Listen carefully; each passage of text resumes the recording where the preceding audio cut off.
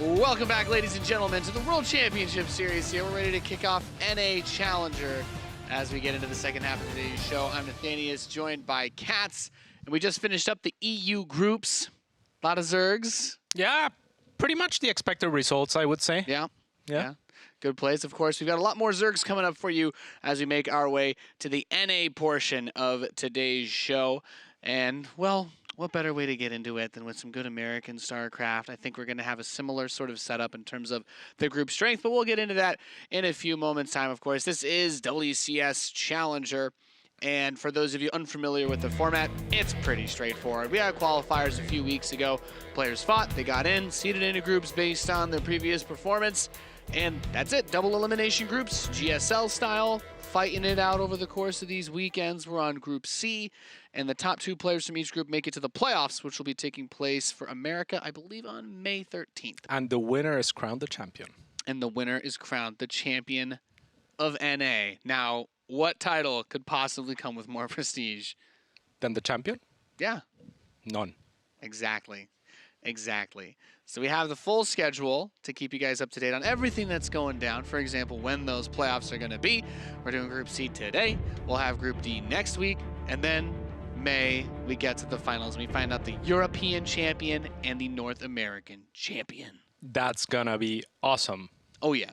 But so is today. We have, like you said, a group similarly matched. It's going to be one Terran player who everybody knows is really good, MaSa, going up against NA's Zerg. It's a good mix. You've got guys like Panda Bear Me, who if you watch a lot of online tournaments, you're going to see his name coming in. Starkiller is a player that I know has been a very high-level North American Zerg GM player. I've played against him quite a few times. And then Cicada, who I think is probably the least-known player that'll be here. And he'll be in this situation, he'll be like the Starbuck of this NA group, trying to probably get his way somehow into second place against the remaining Zerg players. Yeah, formerly known as Volts. I think that he stands a decent chance against maybe Starkiller. Can Starkiller live up to his name?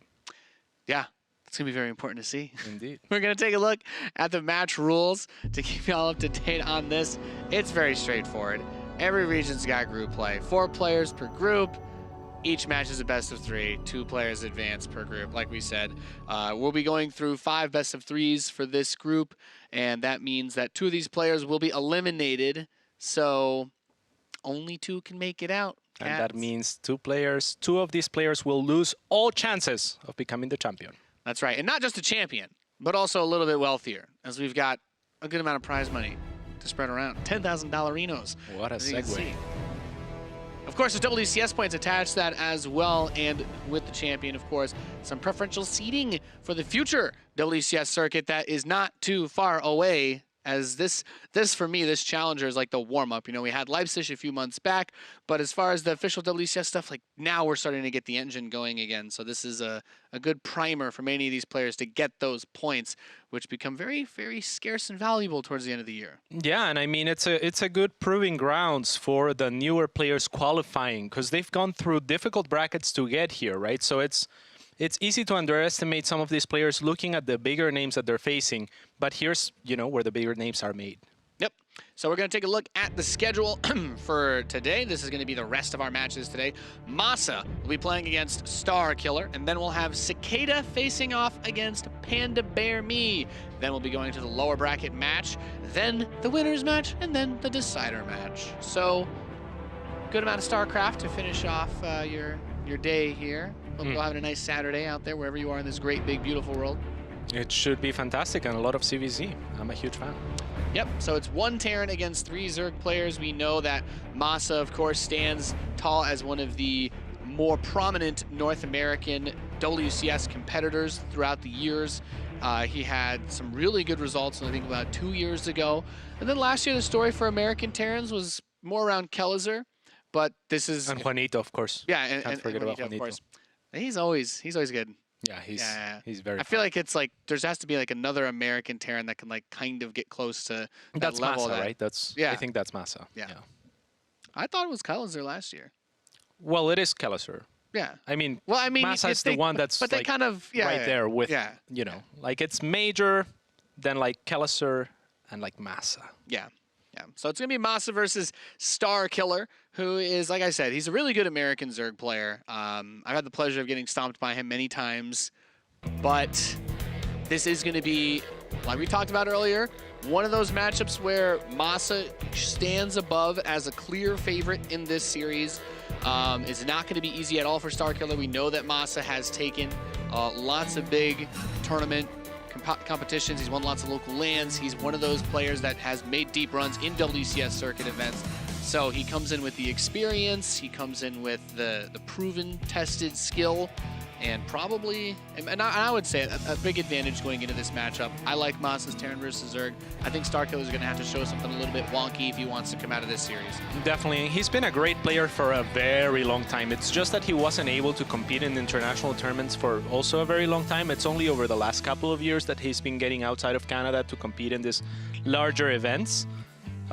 So that's why I feel like the name in itself, Massa, isn't as popular as a Kellasur or a Major. Yeah. But he's definitely up there, I think. Yeah, it's one of those things where the local scenes as well play a lot into it. You know, we know that players like Major have also been very successful very locally when we have, like, you know, big events like Copa America that they have to compete in. For Massa, not as much. And well, we know that it's always a bit difficult. It feels like it's always a little bit more difficult for the foreign Terran players to get as far as some of these big names, like when you look at Neebs or Serals and Scarlet, etc. Definitely. I mean, Korea is kind of the Terran. Yeah, all the good Terrans, all the good Terrans in Korea. Somehow they've figured it out. But we have the lobby set up. It's going to be Terran versus Zerg to start off. Massa comes in as a big favorite. I think this match is going to start on Acid Plant. I don't really have anything to say about it for TvZ. It's kind of a straightforward map. I would say so, yeah. Yeah, nothing really stands out. Can't get a Reaper into the main early on, but we'll look at everything as we get into it. Hopefully you guys are enjoying your World Championship Series Saturday here. Hopefully. Hopefully. And now we're jumping into the game ever so shortly as soon as we load in. We are. Can Starkiller kill a star? Can Starkiller kill a star? The thing is, this is a player, there's not a whole lot to say. Plays for Dust Gaming, which is an online NA clan that's been around for a very long time. Starkiller, in my experience against him, he plays very straight up. ZVT, he was one of the players that was doing more Roach Hydra-y type stuff as far as like personal preference goes years back before it was a thing. Oh, damn, a hipster. Yeah, before. Yeah, exactly. So maybe a little bit of a Zerg hipster, but it's been so long. I actually haven't played him in forever. This guy's way better than me now. But he is Starkiller. He's in the southeast position, our blue Zerg. And in the top left-hand side as the Terran player, it is Maru Kim, also known as Massa. $90,000 he's made. Yeah, he's pretty good. This guy is also an online powerhouse. Yeah, he's a very good StarCraft player. I think it's like, what was it, like players like Massa and I think Scarlet like trade around a lot of those like those local East Coast Canadian StarCraft lands as well. Scarlet doesn't go to those as much. I think Massa gets to like win most LAN ETSs this time around. Back in the day, they belonged to Kiwikaki. Every time. That's a name I haven't heard in a long time. Yeah. But, I think he was playing again somewhat recently. He cannon rushed me or something. Really? I was sad. I was like, oh hey, I remember this guy. At the start of every expansion a little bit, and last time around he was just playing Arkham mode with TT1. Nice, nice. So we have Acid Plant. Like we said, this map's really straightforward. The big thing to note is that there's nowhere for a Reaper to jump in early on, so your scouting can be a little bit more, I mean, defendable by the Zerg player in terms of you can't really just like run around the front side or anything like that to just hop into the main and check for hidden tech as easily. So you need to be a little bit more careful with your Reaper. But Massa is known for playing, I would say, very straight up. Like, he cheeses occasionally, but I'd say most of the time he's going to do... He cheeses when I feel like he has to, or when he feels like he's the underdog threatened, then he'll like throw in some nasty cheese. But otherwise, yeah, I think he plays straight up and to his strengths. Now, one thing to mention here is the lack of gas. Yeah. I love opening no gas. It just gives you such an economic lead. One thing that Starkiller needs to do really soon is take a third. And that window of time closes when the Reaper shows up. So there he goes out with it. Nope, that's not a drone out. So this is now kind of tough, I think, already for Starkiller because the Reaper's outside, which means if Massa keeps good tabs on the third, how is Starkiller going to take it, right? And then he's just going to have this economic lead from the gasless. But he's not going to be able to capitalize because he's kind of trapped on 2 base. So I don't know. I'm not sure that I like this. Maybe he'll have to go like double gas into something like a Nidus or something. There's a double gas. So maybe something like a Nidus. He's got it on the natural. These Zerglings are going to barely get there in time to delay this command center. There is a Marine with a couple of SCVs, so he's just going to try to bring these down, do some fancy pants micro, get rid of the links, finish the command center, and get that reactor swap. Now, the interesting maneuver that he's made, MaSa, this game, is he's gone for a very fast third command center. So that orbital is going to be much earlier than normal. Getting it even before his starport's pretty greedy. It is pretty greedy, but without gas, I mean, there's nothing that Starkiller can do to punish until he gets that tech out. If he and there's a Roach Warrant, we might just see the Nidus. I mean, I don't know what else he can do here. The lair goes down, and he's not gonna have a third. So Massa's gonna see this coming from a mile away, right? Like we just saw it coming from the very start, pretty much. It's gonna be difficult to make work. There's double Evo chambers being thrown down. That's, I think, mostly just to block off the Hellions from doing any damage or scouting, more so than it is to actually get upgrades off of them. He's got some overlord positioned outside. Hasn't quite seen that third command center just yet, but 2 evolution chambers. So he's got a wall set up at the front. Like you said, that's going to keep Hellions out. We will have a Banshee made, no cloak. So it feels like maybe more of a safety Banshee where I'm going to poke a little bit, but ideally I want to keep this Banshee in case you make a handful of roaches or try to do something. He's playing it safe. We actually see MaSa drop the scan inside the main base. He sees that the lair is on the way, and there's no third base. Yeah, he knows there's no third base. That, like you said, that's just a safety Banshee, right? In case Starkiller moved out with a bunch of roaches or even could help against the Nidus. If that's the way that he ends up going. He's got 1-1 on the way, Roach speed. Interesting. No lair tech other than that Roach speed just yet, though. So are we going to see a 1-1 Roach type? This feels really... This is like some Heart of the Swarm, I don't know, like Revival build or something. But, I mean, those were games on Habitation Station where you didn't really have very far to go. Yeah. Finally take the third. Yeah, and that is so late. I mean, to his credit, he only makes 1 Roach to chase away the Reaper. But you can see he couldn't chase away that Reaper ever with slow links because they just get kited forever. So he needed to wait until Roach Tech to take that third. And MaSa knows about it. He's going to see the lair. He's going to snipe a couple of drones. Not what you want to have happen against a cloakless Banshee. And even force out Spores. This is huge if he lets those build. Yeah, especially since, like you just mentioned, cloakless. So he doesn't actually need detection against this Banshee. And the Queens can usually handle them on their own, but wants to have that static defense set up just in case. Yeah, I mean, it's a very bruised up Banshee. There's no follow-up Banshees coming, so these Spores are expensive, man. That's, you know, if he makes 2 Spores, that's like killing an extra three workers. Yeah. It's a good thing, good reaction to be able to force. So if we look at this, 1-1's done, Roach speed is done, Starkiller is still pumping out drones, however. And the upgrades are significantly later for MaSa, but, you know, we look at the bio army that he's going to be putting together, and until there's a transition into something other than just these roaches, getting a good amount of stimmed bio, you're going to be able to run circles around this army composition and use drops especially to mitigate the advantage that Starkiller would have by having his upgrades so much faster. Absolutely, and MaSa's doing everything that he needs to. He's getting those tanks, getting set up. Starkiller now gearing up to maybe look for a 2-2 timing. But MaSa knows that he should be ahead economically. And he is. I mean, make no mistake, he's behind in workers, but he has triple mule extremely early from those orbital commands. So he finds himself in a pretty great position, I think. He knows that he just needs to kind of defend for now. We can see that he's pulling in a good little bit more money, which is always nice versus a Zerg player that's supposed to be overrunning you and swarming you. The first attack is going to move out, and this could be a bit rough if it hits before that 1-1 is done, just because that upgrade advantage is so nice for those Roaches. They are so durable, and with Roach speed, they're going to have a much easier time closing on the Marines once they're on creep. So Massa is going to step forward. We see him scan. He picks off a tumor or two. I think it's okay. He can't. I don't really think that he could look to do too much with this until he's trying to catch him off guard with drops. Absolutely not, especially when you just have Marines. You just mentioned it. I mean, the Roaches are so durable. They have 1 natural armor, add 1 on top of that, and no upgrades for the Terran, and your Marines all of a sudden are just doing 3 damage per shot. It's just not good enough. No. But the 1-1 is finishing, which is nice, but that +2 is not very far away for Starkiller. So he's put himself in I really like the position he's put himself in terms of upgrades, because it's going to open a window where this third base is getting saturated. He can try to make something happen, but that's where we're going to see if that experience from MaSa can come into play, where he can just pull them apart and keep that multitasking moving smoothly. Yeah, I am a little bit surprised by the lack of Marauders, seeing as Starkiller pretty much opened only Roaches, but I guess he's relying on the tanks to do most of the work on that regard. Yep, some Marines are going to come to the left side. He's got that drop. Forces a cancel. Hatchery does not get killed in production, but grabs the creep tumor. At the same time, that double drop moves into the main base. There are plenty of Hydralisks here for Starkiller. He's going to grab one of the medevacs, but the Marines are going to be able to overpower them.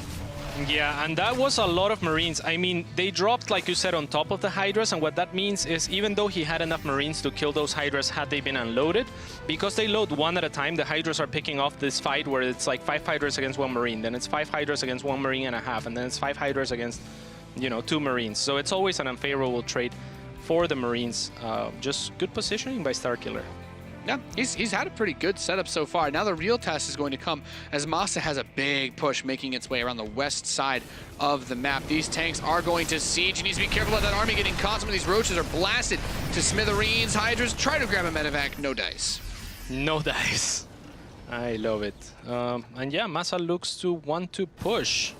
Like, he's still behind in upgrades, but not for that long. And once those finish, I feel like he's going to stand a much better chance of breaking through. But hey, the tanks are on siege. Beautiful pickup by MaSa. What a reaction. Yeah, I mean, this is one of those really weird situations where he kind of realizes at the end, he's like, actually a lot of Hydras. They are 2/2, so they're a little bit tougher than I'm expecting. I'd rather be on even upgrades. And when you get close to maxing out with Bio, you can fight against armies like this, especially when there's no Banelings, but you need to get that upgrade setup done. He's going to force the fight on this third base, though. Oh my god, I think Starkiller found a beautiful opening here. I mean, he pushed in when the tanks were unsieged. I think he has the means to kill this hatchery, or this command center even. Yeah, the Bios are doing a decent job of trying to zone the Bio away, but the rest of the siege tanks have had to catch up in the midst of all of this. 20 SCVs plus have been killed, and really, that third base is in serious danger. MaSa's going to drop mules in the face of danger, but he's got the tank, in the natural. Marines are coming out. He's trying to get a Liberator, but every tank that he loses makes this so much more painful. What a great move by Starkiller. I mean, the start sense of Starkiller was crazy there. Just moving into what was four tanks sieged is, you know, a difficult choice to make, I think. Maybe if he had moved 1 unit in front, but he moves his army at the perfect time, maybe anticipating that MaSa would pull back. And my god, has it given him a gigantic advantage now. Yeah, really nice play by Starkiller. He still has a good amount of units on the field. The Liberator should spot them on the northeast side. And he's finally taken that 4th base in the center. We have drones being moved over there, so that is pretty much everything he needs to keep this game moving smoothly for him, as that attack is going to hit on the north side. Once again, just 1 siege tank prepped here. A Liberator not sieged up, and that's a lot of exposed depots too. Yeah, you don't see that wall of often though. MaSa has been really clutch in his decision making in the face of danger, right? Just picking up those tanks was a great reaction, very fast reaction, salvaging a situation that could have been much worse, where he could have lost all 4 of those tanks. And now with the depots, I feel like he prevented a lot of damage as well. Yep, we see the Zerg army spreading itself around, wants to make a 2-prong attack. A good few of those Roaches on the left side are going to come in towards the latter end of that fight. The Liberator is helping to try and hold the center position. The tanks have been staggered back very far, and the reinforcing Bio is going to be able to keep them from getting picked off. MaSa defends with, that was a close call. I'd say that's about as much as you can ask for. He wiped out the Zerg army, and let's not forget that in the time it'll take to reproduce those forces, he doesn't have to go very far to get to the Zerg's freshest mining base. Yeah, those Marines stemmed their way and ran as quickly as possible, and they really needed to get there, because if they get there a second or 2 later, another tank falls, and then it's just... It starts getting out of the situation just rolls over itself. So now we have the Bio army come down with the tank support. This base gets shut down, and this is where it gets really tricky, because Starkiller does not have any other bases to work with. He's just taken the base on the east side, but that is still a ways off. The main for both players is going to start to dry up, but we know that, you know, the classic Terran, you can always lift off, move to a different base if it comes down to this non-stop aggression between both players. Yeah, and talk about the star sense by MaSa. I mean, it's so counterintuitive to move just after you've been under so much pressure and against an army that doesn't scale all that well. But this is a really nice map in general to do this sort of push onto this fourth or fifth The phase. ramps really lead you very, very well over, especially since the rocks by his third were broken. It's like, well, my third leads to your fourth. As a Terran player, you're always going to want to have that close distance between you and the Zerg. Yeah, because you can almost defend and attack at the same time with siege tanks. Good flank from the left side to distract the siege tanks. That's a lot of bio for Massa. His +3 attack has just finished up, and that is going to allow his Marines to get even more work done. This is, we finally see for the first time in this match, Massa has the upgrade advantage versus the Zerg player. And those Hydras, well, Starkiller can't afford to make too many more of them. He's reached that point where he's broke. The east base has finally finished, but now Massa is still on his front door. Yeah, Massa retook every advantage this game as far as I'm concerned. I mean, he has the upgrade advantage, the army advantage, the positional advantage, the economy advantage. Is just, yeah. Yeah, and we also know he's the player that is experienced. He's made it deep in tournaments. He comes in, he stays cool despite that early loss earlier on in this game, and he's going to march up that ramp and slaughter this Hydra army. Massa takes game number 1. Yeah, Massa is really good. I mean, he's really good at StarCraft. Yeah, that's kind of how it always feels playing against him. Even if you have a few moments of brilliance, he's just, you know, a machine. That's a really scary moment. You got the roaches and the hydras. They're starting to get into that natural expansion area, and you're like, well, if just a handful of these units get onto like my factory, then I can't get any tanks out. They eat the Marines one by one, and it looks really scary. But Massa is staying composed. He's like, all I need to do is clean this up, and I'll be okay, because for him to make an attack that strong, he didn't have a saturated or mining fourth. He took his fourth, but he didn't put anything on it until after the attack was over. So the economy wasn't really that different at that point because Massa had been ahead for so long. And it's the little details too, right? Like Massa anticipating a follow-up attack, does that wall off with the depots, salvaging the situation with the tanks, the marine reinforcements being so clutch. It's just these little things that, you know, maybe if you miss a production cycle as a different player that's not Massa, that's under pressure, just, you know, you miss a production cycle. You're dead, right? Yeah. You don't make that supply depot wall, you take more damage, no doubt. Yeah, that one tank on the other side, that like he gets that one shot off, but it's like if he just runs those roaches through, takes out that tank, gets them into your main, all of a sudden behind your natural. If you're not stimming those Marines from the natural to the third, but you just walk them and then, you know, when you see them, you stim them, you lose another tank, you maybe lose the game. It's just like this little tiny details that he's just always on top of, even under pressure. Cool, and composed is Massa. That's where the experience comes in, because Starkiller put himself into a good position. Gotta wonder how, like, how many nerves he might be feeling. He gets that feeling where he's up against a player who's not only a player who's favored against him, but he gets into like a good-ish position where he makes a big play. He's like, is this it? Am I going to do it? Can I try to close the game out? May I move my army towards the north side? And Massa's like, no, this isn't over. Yeah, I mean, we've all been there, Nate. Like when you're in that position and you're against a player that you feel is better than you, like you really want to win, and you the nerves get, when you think that you might actually beat someone who's better than you, the nerves become overwhelming. And it's so difficult to make the right decision, right? A Starkiller in this instance, for example, he was like, okay, like I'm ahead, like I need to end, I want to end, right? And maybe the better decision would have been just, hey, sit back, make some drones, tech up. You got a lot of workers there, you know? Yeah. It's a build that had a lot of wind up because he got the upgrades really early on, but delayed the economy. So like the possibility to just go to Hive out of that didn't really seem there. So for Massa, it was like, well, I'm behind like 2 upgrades, so just stay alive, wait for them to finish, and then you're just fighting Roach Hydra with Marine Tank, which generally goes in favor of the Marine Tank. Absolutely. The Roach Hydra is just not the type of composition that you want in order to scale up as a Zerg, right? It's very timing-oriented. He went for the timing that he needed to go for with the +2/+2. He got a little bit lucky, I feel like, with the unsieging of the tanks and catching them off guard. But, you know, it just didn't work out. And that kind of has to feel terrible if you're a Starkiller at this point, right? Yeah. Everything kind of went your way. I would say that that's like a sort of build that, having played against him, like, yes, I've died to that 2/2 Roach Hydra timing because you try to put pressure early on, but he's like, I'm going to take my third late. I'm going to get my upgrades early to compensate for that. And I'm just going to hit you with one big wave of Roach Hydra, and in this case, a few Ravagers to try and kill you. But a player of Massa's caliber, he's just doesn't die. He don't die. Nope. So we're getting the lobby ready. The next map is Neon Violet Square. Ooh. Massa doesn't really do the mech memes as much as anybody else. I feel like he really likes to stick to his bio guns Yeah, for the most part, I think that that's his strength. That's his bread and butter is multitasking, is doing all these things. I feel like Mech is a little bit of a slower style, more even strategic, positional, whereas Bio is kind of like, hey, let's trade actions. Yeah. I think it's interesting. This is one of those maps where you see some of it be a little bit easier because you have the extra gas in the back. So I guess for Massa, if he wants to stay aggressive, it won't bother him too much since he'll be trying to take those outer bases anyway. Yeah, quite possibly. Maybe even the forward base wouldn't surprise me as a third. Yeah. Maybe it would. Well, a little. I don't know, Kev. He wants to rally up that close. We have Starkiller here in the bottom right, playing for Dust Gaming. Cool dude, going for an interesting build last game. Let's see what he does this time against his opponent, Massa, in the Northwest. A Terran who, if you like America and StarCraft, you know this guy very well.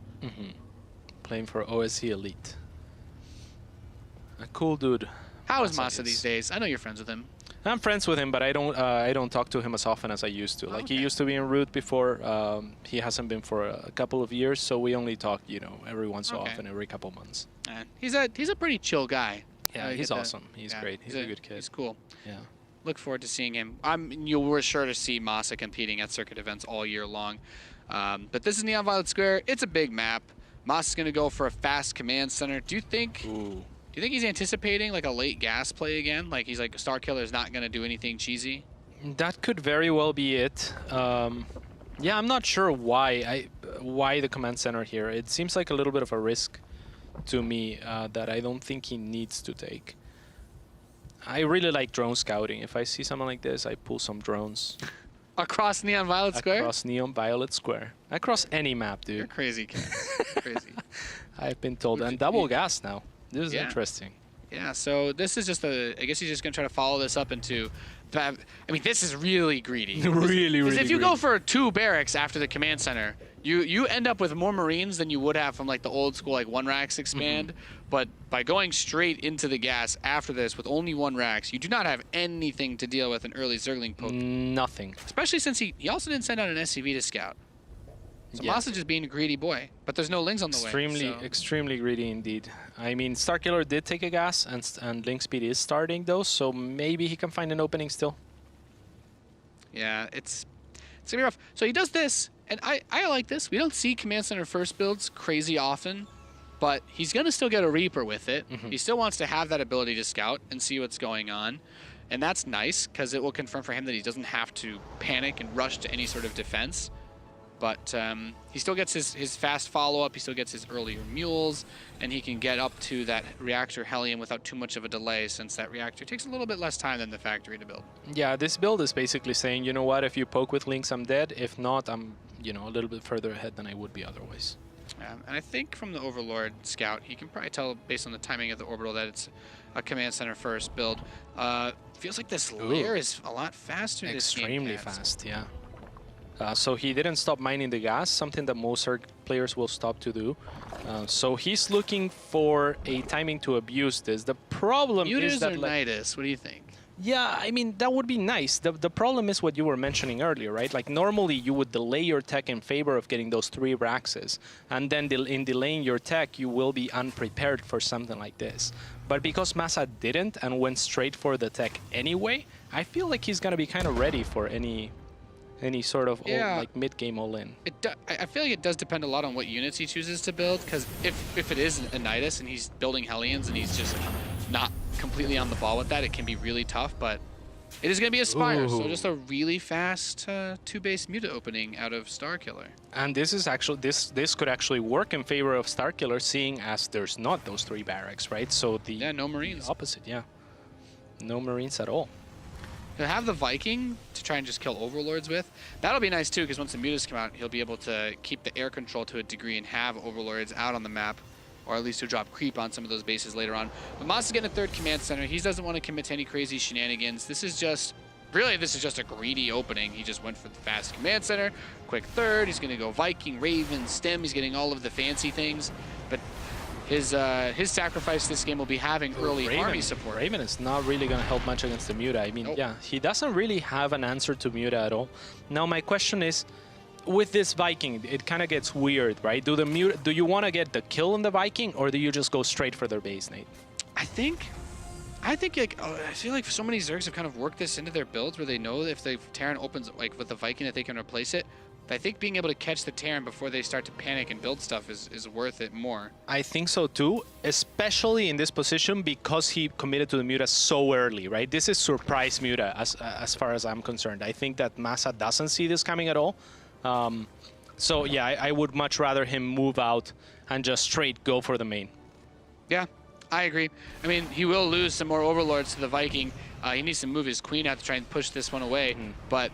And he will. At this point, being able to get the Mutas to his base without really being scouted is super important because we don't have missile turrets. The barracks are just about to start their production, but like you imagine a world where he goes over and get an add-on or an SCV or two. I don't think canceling Stim is really like a realistic possibility. But the Mutas are out. Let's see what they do. I love it. So he's going to ignore the Viking. Not an easy thing to do. But no, the Viking will spot him anyway. And they will still ignore the Viking? Okay. Yeah. I was going to say, like, at that point. Might as well get it. And there you see it. Boom, boom. Missile turrets are going up 3 on the way. He's getting one to try to cover that production. There are not a lot of Marines, just 5 on the map. If the Mutas can get onto that, that missile tower at the at the production. That one's so important and one that many Terrans will often miss. You need to go, you need to go. Oh, okay, the turret's done. So that's a really nice turret to have done for Massa. Yeah. That's the one that's going to prevent the Marines from getting chewed up as they come out of the barracks. And these Mutas loses one immediately to the Marines on the ground. Yeah, that was the red one. I mean, with that one, he might have had a chance to even fight this. I mean, there's no stim, there's no combat shields. I feel like Mutas are units that are very under-microed as from Zerg players. There's a lot of micro potential, especially since the regeneration changes. So if you can identify which fights you can take and, you know, not lose many Mutas, I feel like you can get a ton of value. Yeah, I like this whole position on this Viking by the missile turrets where he's just saying, yep, I'm just going to at least poke away at you for a while. The Raven's going to throw out an anti-armor missile, and that's just basically going to say, step off, your Mutas are going to take bonus damage from everything that they get shot by now. The equivalent of a stasis ward. Yeah, it's not going to kill them. The Mutas regeneration you've already mentioned is really nice, so you definitely don't want the Marines to shoot at them when they've got -3 armor, though. Exactly, so it's just like a go away for a little bit. Buys himself a lot of time, and I mean, I gotta say, I really like Massa's position in this game. The Mutas were such a heavy commitment, and they really haven't found what they were looking for. Yeah, you can't ask for a whole lot more. It does come in and grab one of the Vikings. Missile turrets get some shots off. Then the Viking kind of feels inconsequential until the Mutalisks are all dead and you know there's no more coming out. As a Terran, you kind of like, yeah, whatever. My Viking's not gonna, I'm not gonna be able to do any like Overlord clearing. So it's just one of those things you kind of get used to. But the Mutas come in, they're going to dive on the natural. They get a few of these Marines. They're going to medevac. Yeah, good stuff. He loses so far and goes few of these Mutas. Quite a few of them actually get healed off on the way out. Very nice positioning of Massa's army. He has units everywhere just ready to stim into the Mutas, but a little bit sloppy by Starkiller, even going back to poke back at those Marines, maybe thinking that he could pick one off before losing a Muta or two, but man, these units are expensive. Yep. These Marines are going to step forward, get a couple shots off. 1-1 is just about to finish for Massa to give those Marines a little bit more firepower.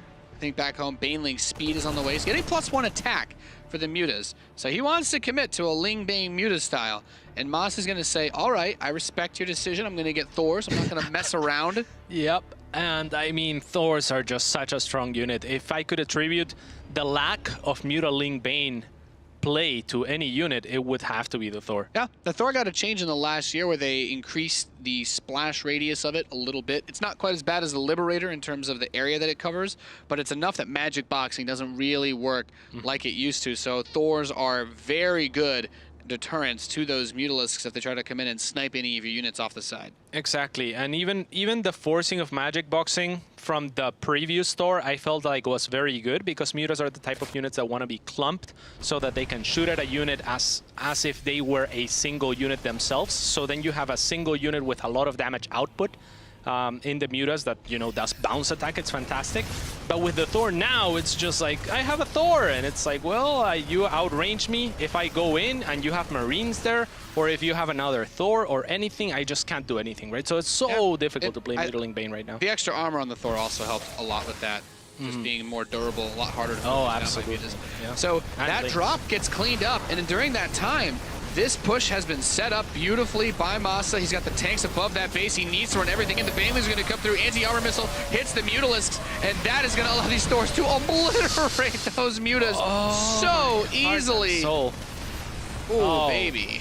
Oh, baby, indeed. GG. Massa takes the series 2-0. Oh, man. That was Anti-armor nasty. missile is so funny. I mean, I think even without the missile, like, he probably would have still destroyed that army. But Yeah. getting hit by Thors when you have the negative armor, that's brutal. That was, yeah, like a one-shot kill. Yeah. That was... Yeah, Well- like you said, that might have been an even trade. Not even, but even if it had been an even trade, it would have put Massa at a pretty good advantage Yeah. still. So. That position's really nice. You cut off the base on the right side, which you went for first, and then your tank is sieged above the middle base. So at that point, all he really has to work with is the gold and his natural, and that's not going to do a whole lot for him when you've got a ton of Marines Yeah. raining down on you. So unsurprising. I mean, Massa is definitely the strongest player in this group. He takes the first victory. I will say I liked Starkiller's approach to the whole series, especially that second game. I felt like the Mutas had so much potential. If that Viking doesn't spot them, all of a sudden you're going into an empty mineral line. And it's all in that one missile turret that we talked about by the production. Clutch. A lot of Terran players miss that, but you've only got 5 Marines and 8 Mutas are on your barracks. Your Marines are going to die one by one, and you won't actually be able to kill anything, and that's the worst feeling. So that's our first match here for Group C in WCS NA. We have our next one coming up. It's going to be Cicada versus Panda Bear Me. Some ZVZ, because we know that you guys just can't get enough of it. I mean, I love CVC. Yeah. So we'll have that ZVZ for you in just a few moments. We'll be right back. You're watching the World Championship Series. This poor town has seen its share of trial.